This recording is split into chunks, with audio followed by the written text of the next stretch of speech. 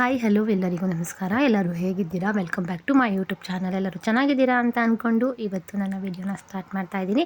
ಇವತ್ತು ನಮ್ಮ ಮನೇಲಿ ಯಾವ ರೀತಿಯಾಗಿ ನುಗ್ಗೆಕಾಯಿ ಸಾಂಬಾರನ್ನ ಮಾಡ್ತೀವಿ, ತೊಗರಿಬೇಳೆ ಮತ್ತು ನುಗ್ಗೆಕಾಯಿನ ಹಾಕಿ ಸಾಂಬಾರನ್ನ ಮಾಡೋದು ಹೇಗೆ ಅನ್ನೋದನ್ನು ಬನ್ನಿ ನೋಡ್ಕೊಂಬರೋಣ ಯಾವ ರೀತಿ ಮಾಡೋದು ಅಂತ ಹೇಳಿ. ನಾನು ಒಂದು 5 ನುಗ್ಗೆಕಾಯಿನ ತೊಗೊಂಡಿದ್ದೀನಿ. ನುಗ್ಗೆಕಾಯಿ ಅಂತೂ ಈ ಟೈಮಲ್ಲಿ ಸಿಕ್ಕಾಬಟ್ಟೆ ರೈಟ್ ಇದೆ. ಇವಾಗ ಮಳೆ ಇರೋದ್ರಿಂದ ನಾನು ಕುಕ್ಕರ್ನಲ್ಲೇ ಮಾಡ್ತಾ ಇರೋದು. ಕುಕ್ಕರ್ನಲ್ಲಿ ಯಾವ ರೀತಿ ನುಗ್ಗೆಕಾಯಿ ಸಾಂಬಾರನ್ನ ಮಾಡೋದು ಅಂತ ಹೇಳಿ ಹೇಳ್ಕೊಡ್ತಾ ಇದ್ದೀನಿ. ಬೇಳೆನ ಚೆನ್ನಾಗಿ ತೊಳ್ಕೊಂಡು ಕುಕ್ಕರ್ ಒಳಗಡೆ ಹಾಕ್ತಾಯಿದ್ದೀನಿ. ಅದ್ರ ಜೊತೆನೇ ನಾನು 2 ಈರುಳ್ಳಿ ಮತ್ತು 1 ದಪ್ಪ ಟೊಮೊಟೊನ ತೊಗೊಂಡಿದ್ದೀನಿ. ಇದನ್ನೆಲ್ಲ ಹಾಕ್ತಾಯಿದ್ದೀನಿ ಕಟ್ ಮಾಡಿಕೊಂಡು. ನೆಕ್ಸ್ಟು ಮಿಕ್ಸಿನ ತೊಗೊಂಡು ಅದಕ್ಕೆ ರುಬ್ಬೋದಕ್ಕೆ ನಾನು ಕಾಯಿ, ಈರುಳ್ಳಿ ಹಾಗೆಯೇ ಇದಕ್ಕೆ ಸ್ವಲ್ಪ ಹುರ್ಗಡ್ಲೆ ಬರುತ್ತಲ್ವ, ಹುರ್ಗಡ್ಲೆನ ಹಾಕೊತಾ ಇದ್ದೀನಿ. ಇದನ್ನೆಲ್ಲ ಹಾಕ್ಕೊಂಡಾದ್ಮೇಲೆ ಅದಕ್ಕೆ ನಾನು ಸಾಂಬಾರು ಪೌಡ್ರನ್ನು ಇದ್ರೊಳಗಡೆ ಹಾಕ್ಕೊತೀನಿ. ಯಾಕೆಂದರೆ ಅದಕ್ಕೆ ಹಾಕೋದ್ಕಿಂತ ರುಬ್ಬಿ ಹಾಕೋದು ತುಂಬಾ ಟೇಸ್ಟ್ ಇರುತ್ತೆ. ಅದಕ್ಕೋಸ್ಕರ ನಾನು ಇದಕ್ಕೆ ಹಾಕ್ಕೊತಾ ಇದ್ದೀನಿ. ನೆಕ್ಸ್ಟ್ ಇದಕ್ಕೆ ಸ್ವಲ್ಪ ಕೊತ್ತಂಬರಿ ಸೊಪ್ಪನ್ನ ಹಾಕ್ಕೊಂಡು ರುಬ್ಕೊಂಬರೋಣ. ನುಣ್ಣಗೆ ರುಬ್ಕೊಂಬರಬೇಕು, ತುಂಬ ತರಿ ರುಬ್ಕೊಂಬರಬಾರ್ದು, ನುಣ್ಣಗೆ ರುಬ್ಕೊಂಡು ಬರಬೇಕು. ಇದೆಲ್ಲ ಆದಮೇಲೆ ನಾನು ಬೇಳೆ, ಟೊಮೊಟೊ, ಈರುಳ್ಳಿ ಎಲ್ಲ ಹಾಕಿಟ್ಟಿದ್ನಲ್ವ, ಅದಕ್ಕೆ ನಾನು ಮಸಾಲೆ ಎಲ್ಲ ಹಾಕ್ತಾಯಿದ್ದೀನಿ. ಬಂದಿರೋದನ್ನೆಲ್ಲ ಹಾಕಿ ನಮಗೆ ಎಷ್ಟು ಬೇಕು ನೀರು ಅದಕ್ಕೆ ನೀರನ್ನ ಹಾಕ್ಕೊಳ್ಳೋಣ. ನೋಡಿ, ನನಗೆ ಸುಮಾರು ಎಷ್ಟು 4 ಜನಕ್ಕೆ ಮಾಡ್ತಾ ಇರೋದಲ್ವ, ಅದರಿಂದ ನಾನು ಸ್ವಲ್ಪ ನೀರನ್ನ ಗಟ್ಟಿ, ನಮಗೆ ಎಷ್ಟು ಬೇಕು ಗಟ್ಟಿ ಅನಿಸುತ್ತೆ ಅಷ್ಟನ್ನು ನಾವು ಮಾಡ್ಕೊಳ್ಳೋಣ. ನಮ್ಗೆ ಸ್ವಲ್ಪ ನುಗ್ಗೆಕಾಯಿ ಸಾಂಬಾರು ಅಂದರೆ ಗಟ್ಟಿನೂ ಇರಬಾರ್ದು, ತೀರಾ ತೆಳುನೂ ಇರಬಾರ್ದು, ಆ ಥರ ಮಾಡ್ಕೊಬೇಕು.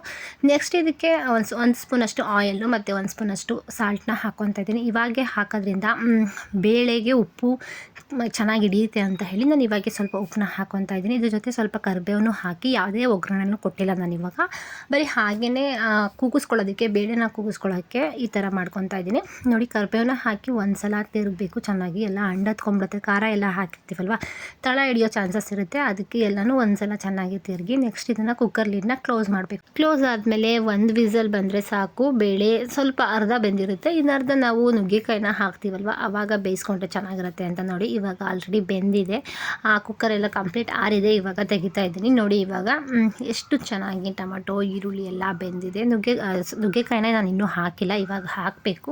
ನೋಡಿ, ಬೇಳೆನೂ ಅಷ್ಟೇ ಸ್ವಲ್ಪ ಬೆಂದಿದೆ. ಇನ್ನು ಫುಲ್ಲು ಬೇಯಬೇಕಂತ ಅಂದರೆ ನಾವಿವಾಗ ನುಗ್ಗೆಕಾಯಿನೆಲ್ಲ ಚೆನ್ನಾಗಿ ತೊಳೆದು ಇಟ್ಕೊಂಡಿದ್ದು ಅಲ್ವಾ, ಕಟ್ ಮಾಡಿ ಈ ನುಗ್ಗೆಕಾಯಿನ ಇದ್ರೊಳಗಡೆ ಹಾಕ್ತಾಯಿದ್ದೀನಿ. ನುಗ್ಗೆಕಾಯಿ ಅಂತೂ ನಮ್ಮ ಮನೇಲಿ ತುಂಬಾ ಇಷ್ಟ. ನುಗ್ಗೆಕಾಯಲ್ಲಿ ಬರೀ ಸಾಂಬಾರು ಅಷ್ಟೇ ಅಲ್ಲ, ಇದರಲ್ಲಿ ನುಗ್ಗೆಕಾಯಿ ಬಿರಿಯಾನಿನ ಮಾಡಿದ್ರಂತೂ ಟೇಸ್ಟ್ ಸಖತ್ತಾಗಿರುತ್ತೆ. ಆ ರೆಸಿಪಿನೂ ಅಷ್ಟೇ, ಆದಷ್ಟು ಬೇಗ ನಾನು ಶೇರ್ ಮಾಡ್ತೀನಿ.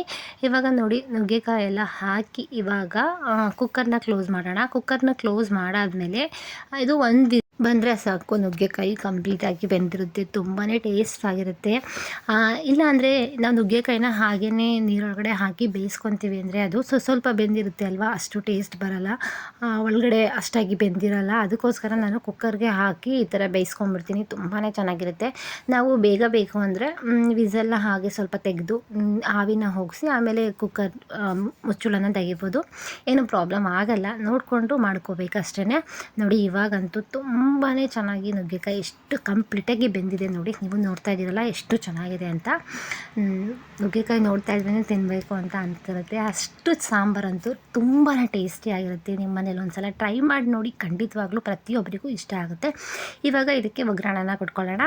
ಒಗ್ಗರಣೆಗೆ ನಾನು ಚಿಕ್ಕದು ಒಂದು ಬಾಣಲಿನ ಇಟ್ಕೊಂಡು ಒಗ್ಗರಣೆ ಬೌಲ್ ಇರುತ್ತಲ್ವ ಅದನ್ನು ಇಟ್ಕೊಂಡು ಅದಕ್ಕೆ ಆಯಿಲ್ನ ಹಾಕ್ತಾಯಿದ್ದೀನಿ. ಅದಕ್ಕೆ ಜೀರಿಗೆ, ನಿಮಗೆ ಬೇಕು ಅಂತ ಅನಿಸಿದ್ರೆ ಜೀರಿಗೆ ಮತ್ತು ಸಾಸಿವೆನ ಹಾಕ್ಕೊಳ್ಳಿ.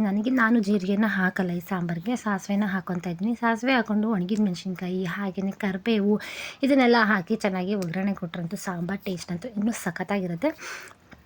ನಾವು ಎಷ್ಟೇ ಒಗ್ಗರಣೆ ಕೊಟ್ಟರು ಹಿಂಗೆ ಹಾಕೋದನ್ನು ಮರಿಬೇಡಿ. ಸಾಂಬಾರಿಗೆ ಹಿಂಗೇನೆ ರುಚಿ, ನುಗ್ಗೆಕಾಯಿ ಸಾಂಬಾರಿಗೆ. ಇದಕ್ಕೆ ನಾವು ಬೇಕಂತ ಹೇಳಿದ್ರೆ ಸಣ್ಣ ಈರುಳ್ಳಿ ಬರುತ್ತೆ ಅಲ್ವಾ, ಅದನ್ನು ಒಗ್ಗರಣೆಯಲ್ಲಿ ಚೆನ್ನಾಗಿ ಫ್ರೈ ಮಾಡಿಬಿಟ್ಟು ಹಾಕಿದ್ರೆ ಇನ್ನೂ ನುಗ್ಗೆಕಾಯಿ ಸಾಂಬಾರು ಟೇಸ್ಟ್ ಇರುತ್ತೆ. ಈ ಮದುವೆ ಮನೇಲಿ ಹಾಗೆಯೇ ಈ ಹಬ್ಬಗಳಲ್ಲೆಲ್ಲ ಏನು ಮಾಡ್ತೀವಿ ಅಂತ ಹೇಳಿದ್ರೆ ಈ ಸಣ್ಣ ಈರುಳ್ಳಿ ಬರುತ್ತಲ್ಲ ಅದನ್ನು ಬಿಡಿಸ್ಕೊಂಡು ಈ ಥರ ಒಗ್ಗರಣೆ ಕೊಟ್ಬಿಟ್ಟು ಹಾಕಿದ್ರಂತೂ ಸಖತ್ತಾಗಿ ಟೇಸ್ಟ್ ಕೊಡುತ್ತೆ. ನೋಡಿ, ಫೈನಲಿ ಒಗ್ಗರಣೆ ಎಲ್ಲ ರೆಡಿ ಆಯಿತು. ಇವಾಗ ಒಗ್ಗರಣೆನ ಹಾಕ್ತಾಯಿದ್ದೀನಿ ಸಾಂಬಾರಿಗೆ. ಸಾಂಬಾರಂತೂ ನೋಡೋಕ್ಕೂ ಎಷ್ಟು ಕಲರ್ ಆಗಿದೆ, ಹಾಗೆಯೇ ಟೇಸ್ಟು ಸಖತ್ತಾಗಿತ್ತು. ಒಗ್ಗರಣೆ ಎಲ್ಲ ಕೊಟ್ಟಾದಮೇಲೆ ಇದಕ್ಕೆ ಲಾಸ್ಟಲ್ಲಿ ನಾವು ಕೊತ್ತಂಬರಿ ಸೊಪ್ಪನ್ನ ಹಾಕ್ಕೊಳ್ಳೋಣ. ಕೊತ್ತಂಬರಿ ಸೊಪ್ಪು ಹಾಕಿದ್ರೇ ಸಾಂಬಾರಿಗೆ ಏನೋ ಒಂಥರ ಈ ನಮಗೆ ಹೆಣ್ಮಕ್ಳಿಗೆ ಹೇಗೆ ಲಕ್ಷಣ ಅಂತ ಅಂತೀವಿ, ಏನಾದರೂ ಎಲ್ಲ ಮೇಕಪ್ ಎಲ್ಲ ಮಾಡಾದ್ಮೇಲೆ ಲಾಸ್ಟಲ್ಲಿ ಒಂದು ಬಿಂದಿ ಇರ್ತೀವಲ್ವ, ಆ ಥರ ಎಲ್ಲ ಆದಮೇಲೆ ಲಾಸ್ಟಲ್ಲಿ ಕೊತ್ತಂಬರಿ ಸೊಪ್ಪು ಹಾಕಿದ್ರೆ ಸಾಂಬಾರು ಕಲರೇ ಚೇಂಜ್ ಆಗುತ್ತೆ, ಹಾಗೆಯೇ ಅದರದ್ದು ಲಕ್ಷಣ ಬಂದ್ಬಿಡುತ್ತೆ. ಲಾಸ್ಟಲ್ಲಿ ನಾನಿವತ್ತು ಊಟಕ್ಕೆ ಸಾರು ಮಾಡ್ತಾಯಿದ್ದೆ, ರೈಸ್ ಮಾಡಿದ್ದೀನಿ, ಮುದ್ದೆ ಮಾಡ್ಕೊಳ್ಳಿಲ್ಲ, ರೈಸ್ ಅಷ್ಟೇ ಮಾಡಿದೆ.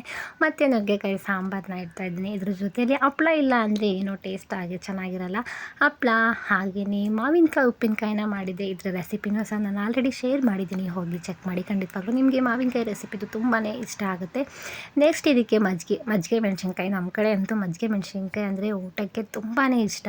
ಅಕ್ಕಿ ಹಪ್ಳ ಇದೆಲ್ಲ ರೆಡಿ ಆಯಿತು. ಇವತ್ತಿನ ವಿಡಿಯೋ ನಿಮಗೆಲ್ಲರಿಗೂ ಯೂಸ್ ಆಗಿದೆ ಅಂತ ಅಂದ್ಕೊಂಡಿದ್ದೀನಿ. ಇದೇ ಥರ ಇನ್ನಷ್ಟು ವಿಡಿಯೋ ಜೊತೆ ಮತ್ತೆ ಬರ್ತೀನಿ. ಹಾಗೆಯೇ ನನ್ನ ಚಾನಲ್ನ ಸಬ್ಸ್ಕ್ರೈಬ್ ಮಾಡ್ಕೊಳ್ಳಿ, ಶೇರ್ ಮಾಡಿ ನಿಮ್ಮ ಫ್ರೆಂಡ್ಸ್ ಫ್ಯಾಮಿಲಿಗೆ ಎಲ್ಲರಿಗೂ. ಹಾಗೆಯೇ ಈ ವಿಡಿಯೋಗೆ ಒಂದು ಲೈಕ್ ಮಾಡಿ. Thank you for watching. Bye, ನಮಸ್ತೆ.